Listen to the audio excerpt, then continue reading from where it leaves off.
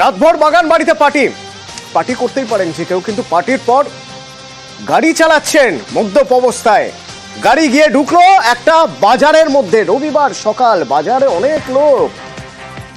সকাল 9টা 9:30 নাগাদ বাজারে ঢোকার পর কি হলো দেখবেন।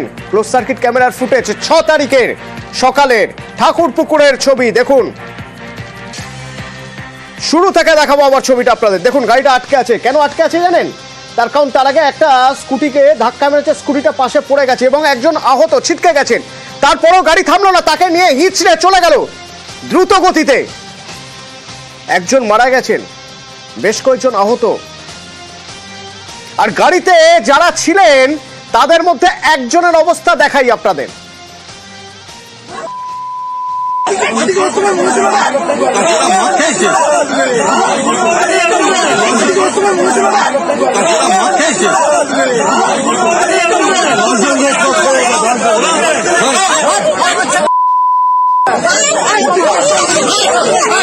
উঠতে পারলেন না, টেনে টেনে তারপরে তাকে টেনে হিচড়ে কোনো মতে তোলা হলো পুলিশের গাড়িতে। দেখুন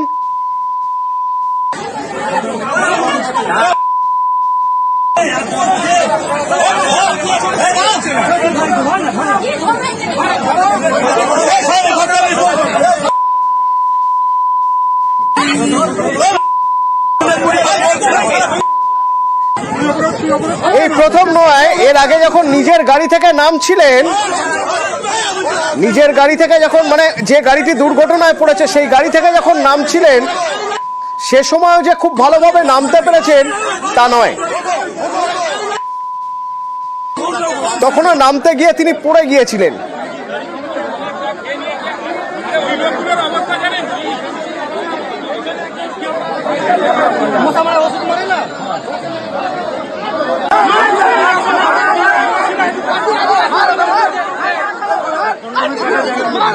কোনো মতে তাকে তুলে গাড়ির পিছনের সিটে আবার বসিয়ে দেওয়া হয়, তারপর পুলিশের গাড়িতে তাকে পাঠানো হয়। এ হলো একজনের ছবি দেখছেন। গাড়ি যিনি চালাচ্ছিলেন তার অবস্থা তাহলে কি ছিল ভাবুন, কতটা মত্ত ছিলেন। এবং মেডিকেল টেস্টে ধরা পড়েছে কতটা মত্ত থাকলে একজনকে এভাবে পিষে টেনে হিচড়ে নিয়ে যাওয়া যায়, বাজারের মধ্যে দিয়ে গাড়ি চালিয়ে দেওয়া যায় এত জোরে। রৌনক রয়েছে সরাসরি আমার সঙ্গে। রৌনক, প্রথমে জানতে চাইবো পুলিশের কাছে কি অভিযোগ?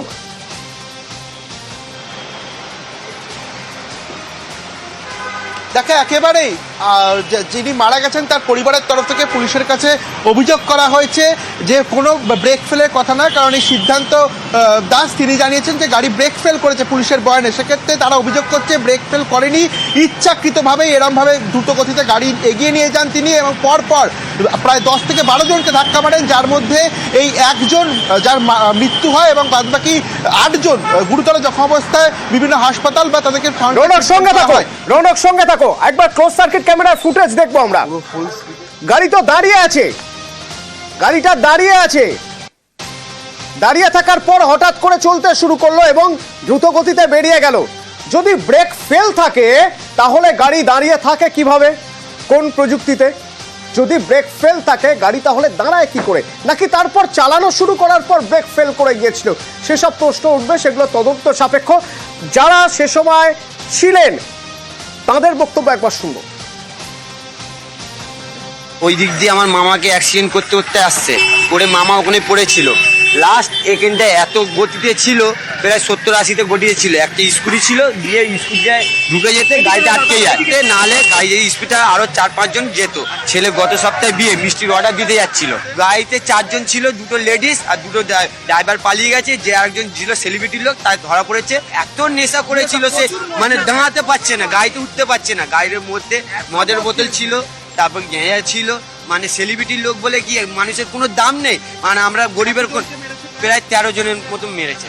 হ্যাঁ, এবার আমার মামা যে চলে গেল, আমার মামাকে আর ফেরত পাবো না। পুলিশ বলছে আপনারা পয়সা দিয়ে মিউচুয়াল করে নিন।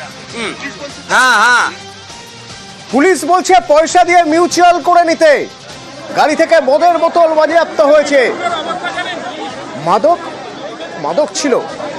আচ্ছা, এই গাড়িতেই ধাক্কা লেগে আহত হয়েছেন একজন, তার বক্তব্য শুনি একবার।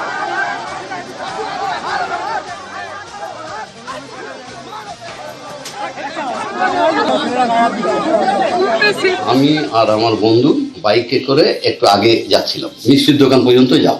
দেখছি গাড়িটা প্রথম একজনকে মারলো, আরেকজনকে মারলো, মেরে এত স্পিডে এসে আমার বাইকে মেরেছে। আমি বাইকে মারতে আমি তখন উল্টে পড়ে যাই। তারপরে আমার আর কোনো জ্ঞান নেই। আর আমার বন্ধু আমার পাশে দাঁড়িয়েছিল। ব্রেক ফেল করে অ্যাক্সিডেন্ট হয়েছে, আপনি কি বলবেন? না, ব্রেক ফেল হয়নি, এটুকু আমি 100% আপনাদের বলতে পারি। কারণ গাড়িটা ও ব্রেক মেরে দাঁড়িয়েছিল, তারপরে স্পিডে বার হয়েছে, সেটা সেই পর্যন্ত আমি দেখেছি। এবং একবার এদিকে করছে, একবার ওদিকে করছে। রৌনক রয়েছেন আমার সঙ্গে। রৌনক, খুব স্বাভাবিকভাবে যারা স্পটে ছিল তাদের বক্তব্য যদি শুনি তাহলে বোঝাই যাচ্ছে যে কতটা মত্ত অবস্থায় তারা ছিলেন এবং সেই অবস্থায় তারা গাড়ি চালাচ্ছিলেন, একজনকে মেরে দিলেন। কি পদক্ষেপ করা হয়েছে এখনো পর্যন্ত, কোন কোন ধারায় মামলা করা হয়েছে? দেখো, ইতিমধ্যে অনিচ্ছাকৃত খুনের মামলা করা হয়েছে এবং গাড়ির চালক অর্থাৎ পরিচালক সিদ্ধান্ত দাসকে গ্রেফতার করেছে ঠাকুরপুকুর থানার পুলিশ। এবং যেটা প্রত্যক্ষদর্শীরা অভিযোগ করছে যে গাড়ি ব্রেক ফেল করেনি, ইচ্ছাকৃতভাবেই সে দ্রুতগতিতে গাড়ি এগিয়ে নিয়ে যায়। ইতিমধ্যে এই বিষয়ে তদন্ত করতে FSTL অর্থাৎ federal squad of traffic police তদন্তভার নিজেদের হাতে নিয়েছে। হয়তো তারা সেই জায়গায় যাবে, স্থানে যাবে, প্রায় 200 মিটার ধরে কিন্তু গাড়িটি এগিয়ে গেছে এরকম হ্যাঁচড়াতেই। সেক্ষেত্রে আদতেও কি গাড়িটি ব্রেক ফেল করেছিল, নাকি ইচ্ছাকৃতভাবে দ্রুত গতিতে সেই জায়গায় পরিস্থিতি সামাল দিয়ে উঠতে না পেরে এই সিদ্ধান্ত দাস গাড়ি চালিয়ে নিয়ে চলে যাচ্ছিল, এই বিষয়টি তদন্তের জন্য ইতিমধ্যে FSTL তদন্তভার নিয়েছে। গোটা বিষয়টি তদন্ত করে দেখা হচ্ছে। প্রত্যেকটি জায়গায় ক্লোজ সার্কিট ক্যামেরা দেখা হবে এবং যেই জায়গায় এই ঘটনা ঘটেছে সেই দুর্ঘটনাস্থল কিন্তু পরিদর্শন করতে যাবেন পুলিশি আধিকারিকরা। যে অভিযোগটা উঠছে যে ব্রেক ফেল নয়, তিনি ইচ্ছাকৃতভাবেই দ্রুত গতিতে গাড়ি এগিয়ে নিয়ে গেছিল। রৌনক সঙ্গে থাকো। গাড়ি চালাচ্ছিলেন সিদ্ধান্ত, সঙ্গে ছিলেন শ্রিয়া এবং রিয়ের বক্তব্য শুনুন। আমি মানসিকভাবে এখন আমি কি জানি না আমি কি বলবো। আমি খুব সরি যে এই ঘটনাটার জন্য, এটুকুই বলতে চাই। ট্রমার মধ্যে রয়েছেন তিনি। রৌনক, একটু জানতে চাইবো, সিদ্ধান্ত এই মুহূর্তে পুলিশ হেফাজতে রয়েছেন, বাকি দুজনের বিরুদ্ধে কি পদক্ষেপ করা হয়েছে? তারা সঙ্গে ছিলেন?